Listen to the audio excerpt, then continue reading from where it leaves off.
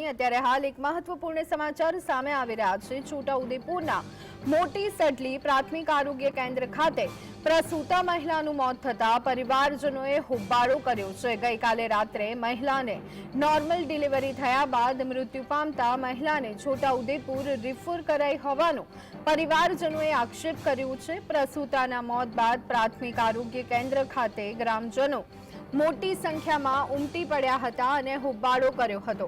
જો કે આ અંગે હોસ્પિટલે ભીનું સંકેલતા કહ્યું કે હોસ્પિટલ સત્તાધીશો 108 મોડી આવી હતી। સાથે જ હોસ્પિટલની એમ્બ્યુલન્સમાં ઓક્સિજન અને કોઈ જ ટેકનિકલ સ્ટાફ ન હોવાને કારણે 108 બોલાવી હોવાનું રટણ કર્યું।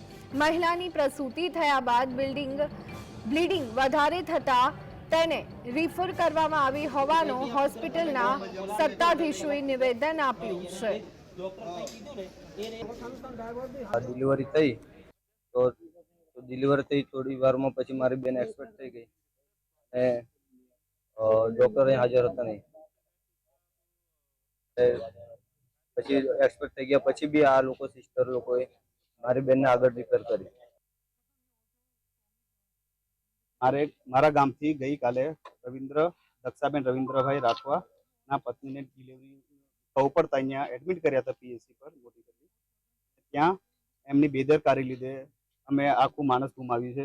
ए अमारुं केवुं छे। मांथी बे वार सिस्टर पर फोन पर आवेल छे के तमे त्यां जेटલું થાય એટલું મેનેજ કરો અમારા 108 આવતા થોડી વાર લાગશે।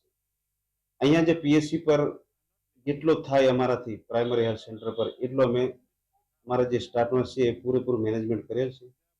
પૂરી ઇન્જેક્શન પણ આપેલ છે તેમજ એના પછી અહીંયા જે ઓથોરાઇઝ પર્સન ન હોવાના કારણે સ્ટાફ નર્સ એમને ડિસ્ટ્રિક્ટ હોસ્પિટલ રિફર કરેલ છે। દેખરેખ માટે અમે એમને આ દવાખાનામાં રાખ્યા હતા।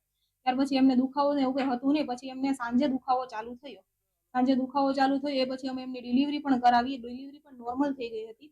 નોર્મલ ડિલિવરી થયા પછી એમને થોડું લોહી વધારે પડવાનું ચાલુ થઈ ગયું।